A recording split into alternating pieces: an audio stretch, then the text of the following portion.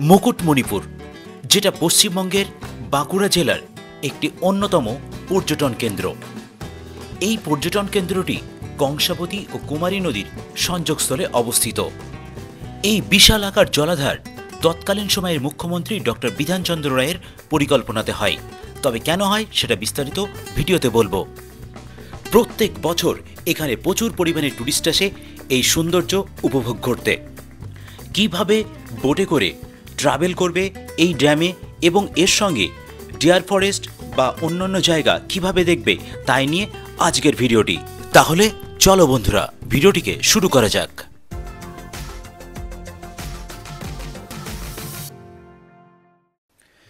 এই মুহূর্তে আছি আমি অযোধ্যাতে। আমরা আগের দিনকে টোটাল অযোধ্যা ঘুরে নিয়েছি, আর আজকে সকালে আমাদের হোটেল থেকে আমরা বেরিয়ে পড়ব মুকুটমণিপুরের উদ্দেশ্যে। এখান থেকে মুকুটমণিপুরের ডিস্টেন্স প্রায় 113 কিলোমিটার মতো। সেই পথ আমরা জার্নি করে পৌঁছে গেছি মুকুটমণিপুরে। এই মুহূর্তে মুকুটমণিপুরে যে জায়গায় দাঁড়িয়ে আছি এটা কিন্তু পিকনিক স্পট হিসেবেও বেশ জনপ্রিয় একটা জায়গা।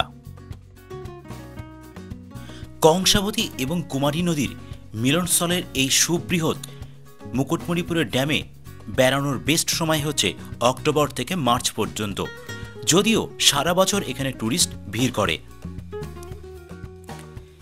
এখানে আসতে গেলে নিকটবর্তী রেল স্টেশন বাঁকুড়াতে নেমে তারপর ট্যাক্সি করে আসতে হবে, বা ছোট গাড়ি করে এখানে সহজেই আসা যায় এবং বাসেও আসা যায় এই মুকুটমণিপুরে। এবার আমরা মুকুটমণিপুরের প্রধান আকর্ষণ যেটা, এই নৌকাতে করে এই ড্যামের উপর দিয়ে আমরা যাব। এদের নিজস্ব কিছু নিয়মকানুন এই সাইনবোর্ডে দেওয়া আছে, সেগুলো না মানলে জরিমানা পর্যন্ত হতে পারে। তাহলে চলো এবার আমরা টিকিট ঘরে গিয়ে টিকিট কেটে নেব। এখানে টিকিটগুলোকে 4টে ক্যাটাগরিতে ভাগ করা আছে।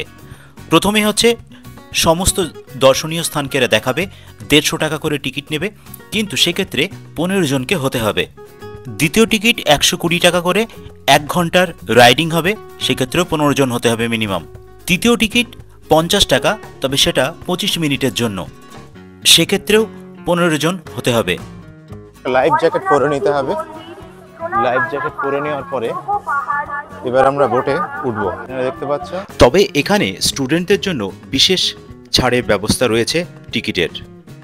বোটগুলো করে আমরা বেশ অনেকটা এই ড্যামের উপর দিয়ে যাব, যেখানে ডিয়ার পার্ক আছে সেখানে।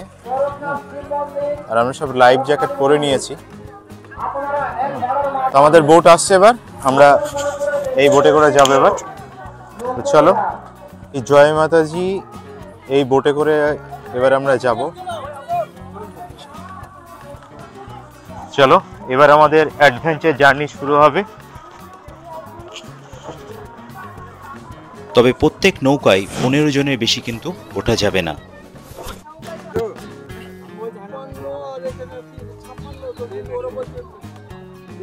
এটা দেখতে পাচ্ছ, আমাদের বোট কিন্তু ছেড়ে দিয়েছে এবং এই বোটে করে আমরা এবার অনেকটা রাস্তা কিন্তু সামনে যাব।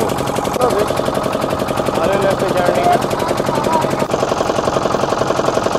তৎকালীন সময়ের মুখ্যমন্ত্রী ডক্টর বিধানচন্দ্র রায়ের পরিকল্পনাতে এই মুকুটমণিপুরের সুবৃহৎ ড্যামের পরিকল্পনা হয়। বাঁকুড়া, পুরুলিয়া, পশ্চিম মেদিনীপুর, হুগলি জেলার প্রায় 8000 স্কোয়ার কিলোমিটার এলাকায় জলসেচের জন্যই এই ড্যামকে তৈরি করা হয়। দেখতে পাচ্ছ এখানে সত্যি এক অসাধারণ ভিউ, দুর্দান্ত। এখানে এরকম ভাবে জ্যাকেটগুলো খুলে রাখতে হবে, এটা খুলে রেখে দিতে হবে। দেখতে পাচ্ছ এবার আমরা প্রায় 40 মিনিট আমরা এই বোটে করে ট্রাভেল করে এসে পৌঁছালাম। আচ্ছা, এখান থেকে কি ডিয়ার পার্কে যাওয়ার জন্য গাড়ি পাওয়া যায় নাকি? কত করে লাগে? বাইকে কজন যেতে পারে? ভ্যানে করে 8 থেকে 10 জন করে।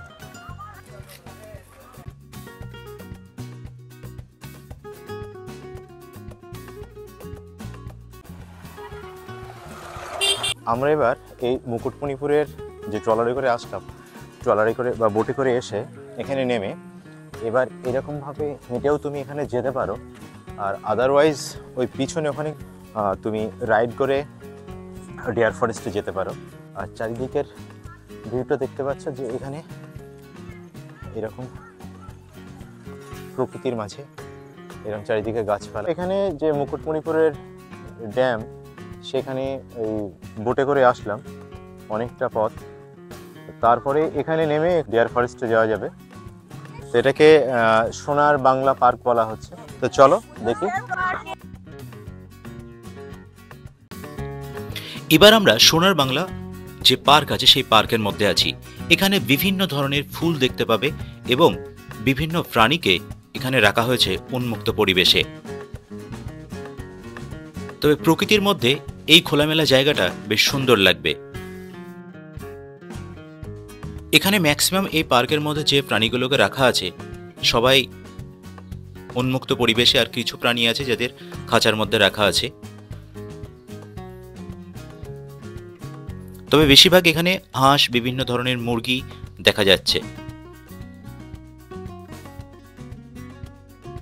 তবে এখানে ময়ূরও দেখা গেল,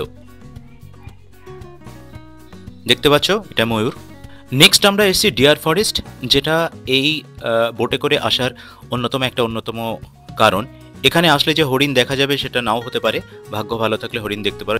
পুরোটাই নেট দিয়ে ঘিরে খাঁচা করে রাখা আছে, এর বাউন্ডারি লাইনকে পুরো নেট দিয়ে ঘেরা আছে।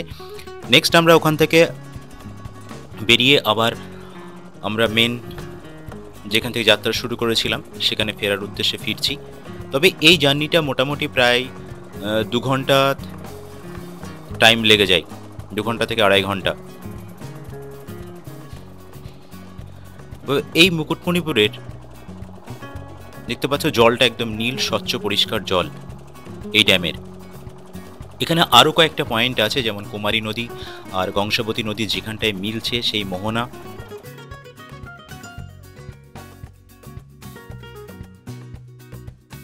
এখানটা দেখতে পাচ্ছ আই লাভ মুকুটমণিপুর লেখা, যেটা এই বোটে করে যেতে গিয়ে চোখে পড়বে।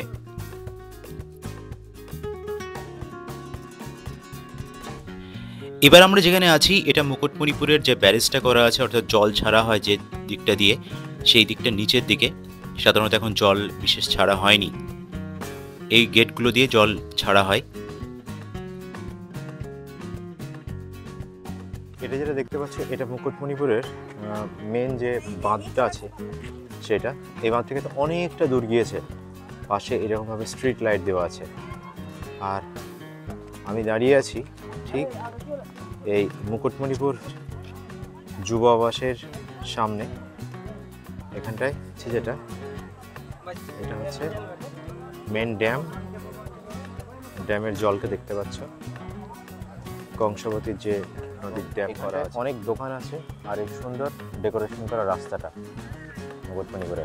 চলো এবার রাস্তাটা তোমাদের দেখাই একটু।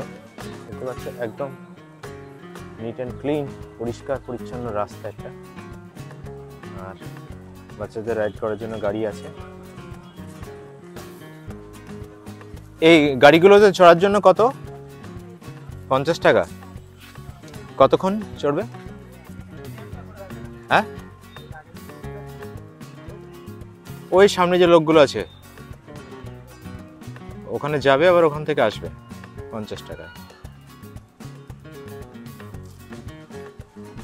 তাহলে বন্ধুরা, আজকের এই মুকুটমণিপুরের ভিডিওটি তোমাদের কেমন লাগলো সেটা কমেন্ট বক্সে কমেন্ট করে জানাও।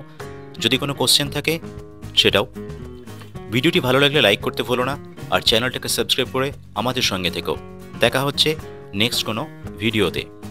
আর অযোধ্যা ভ্রমণ নিয়ে ভিডিওটি দেওয়া আছে ডিসক্রিপশন বক্সে এবং আই বাটনের লিঙ্কে, সেটা পেয়ে যাবে।